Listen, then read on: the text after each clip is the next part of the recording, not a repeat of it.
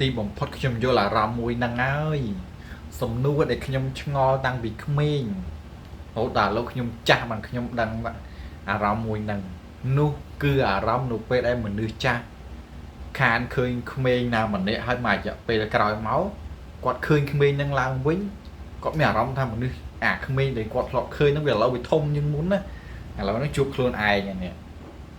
ពីមុនខ្ញុំឆ្ងល់ចាស់នៅក្នុងភូមិពេលដែលគាត់ទៅធ្វើការនៅណាហើយគាត់មកវិញអញ្ចឹងទៅចំណាក់ស្រុកឬក៏ទៅពេញទៅអីហ្នឹងឃើញយើង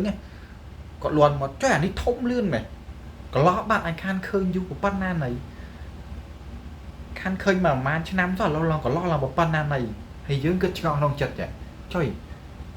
ហើយពូហ្នឹងមីងហ្នឹងអត់ឲ្យខ្ញុំធំហ្មងបើខ្ញុំ8 9 10ឯងមិនឲ្យខ្ញុំធំខ្ញុំមិនកន្លោះមិនគាត់និយាយអញ្ចឹងចង់ឲ្យខ្ញុំនៅប៉ុណ្ណដែរមែនតែឥឡូវវាយល់ខ្លួនឯង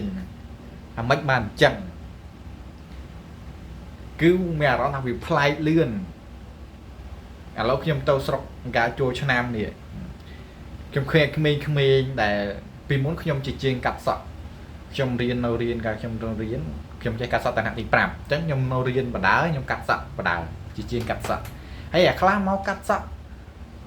ក្មេងទៅមិនចេះអង្គុយចឹងទៅខ្លះទៅនៅត្រឹមឃ្លៀកយើងឯហ្នឹងដល់ពេលប្រហែលឆ្នាំនេះទៅដាខ្លះធំយើងទៀតដល់ប៉ុណ្ណឹងក៏លោះកុលមុំហើយហើយជួនកាលសួរអាហ្នឹងកូនណាគេជិះម៉ូតូហេសួរម៉ែសួរឪចានេះកូនណាគេហ៎ម៉ែអូននោះកូនណាគេអត់ស្គាល់ទេមើលវាអត់ស្គាល់ទេតែមិនសួរហៅវាបងវិញទៀតហ្នឹងហើយអារម្មណ៍ដែលមនុស្សចាស់អាតែងតែសួរយើងថាឯងធំលឿនម៉េះហ្នឹងយល់ខ្លួនឯងឥឡូវហ្នឹង